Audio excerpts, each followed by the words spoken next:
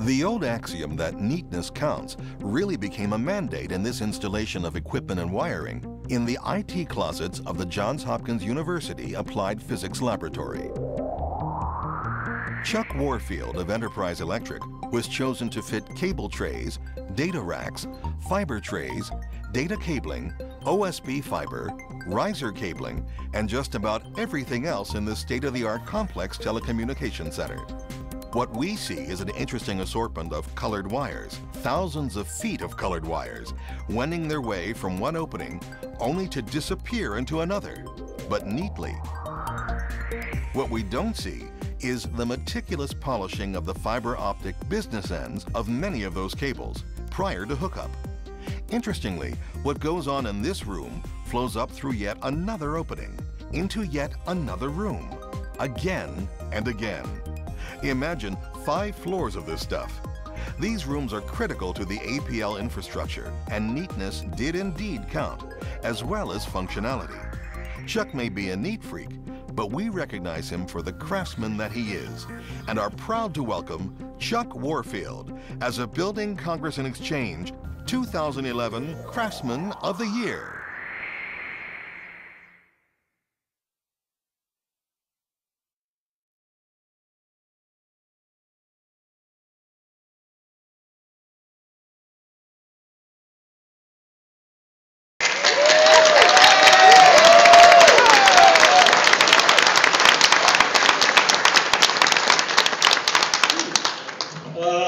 First thing I'm going to say is thank you to the BC&E for having me this evening. Without you, wouldn't be here holding this plaque. And like the last guy said, I'm going to move this one up a little bit higher in the food chain. I want to thank my wife, which is a star move, for a lot of long nights on this project, and she's back home holding down the fort. So I want to thank her and thank APL for allowing this to happen. John Willett, John Cottrell. Appreciate the effort. It was a team effort, and this plaque represents all of us. Thank you.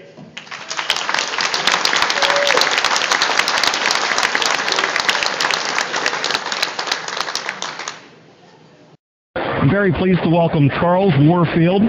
He's employed by Enterprise Electric Company, and Charles is receiving one of the 2011 Craftsmanship Awards from Building Congress and Exchange this evening for his work at the Johns Hopkins University Applied Physics Lab, Building 200.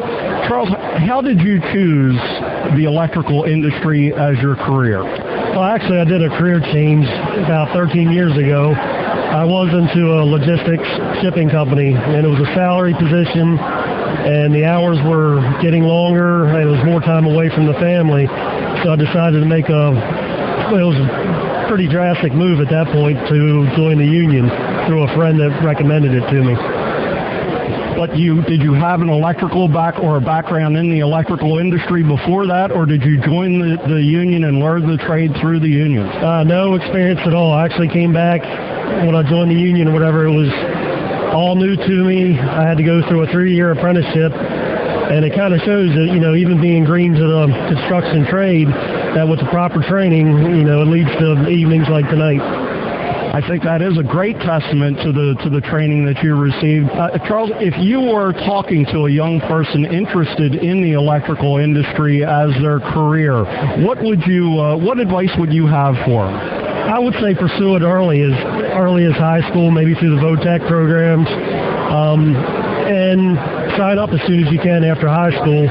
You may need to do some math improvements as far as the classes go for the requirements to get into the training program. But like I said, just hit it early, and there's a lot of wonderful rewards with it. The pay's very good.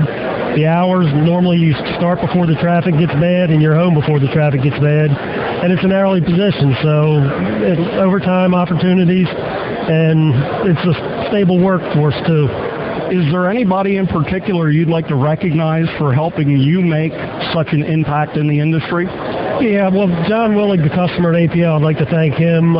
Dave Atwood, Chris May, Sean Karwacki were huge pluses, and Phil Everts, my boss, I just want to thank him for giving me the opportunity and putting the trust and faith into me to run work and make that a successful project. I'd like to thank the BCE for tonight's evening. I mean, without them, we wouldn't be sitting here talking. Wonderful, Charles. Now, what was it about this project that really stood out for you that made it special?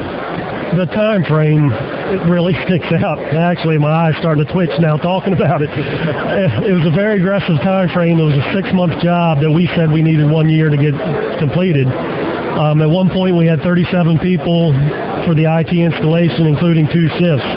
And we had no safety problems. Nobody got hurt. Everybody was safe. And then you can see after 6 months what we were capable of doing tonight, and through the pictures and the video and the award itself kind of speaks for how proud I am of to be here. Very good. Well, Charles, congratulations again for receiving your award this evening, and good luck in the future. The Building Congress and Exchange and the Maryland Construction Network wish to offer our congratulations to all the award winners at Building Congress's 73rd Annual Craftsmanship Awards Dinner.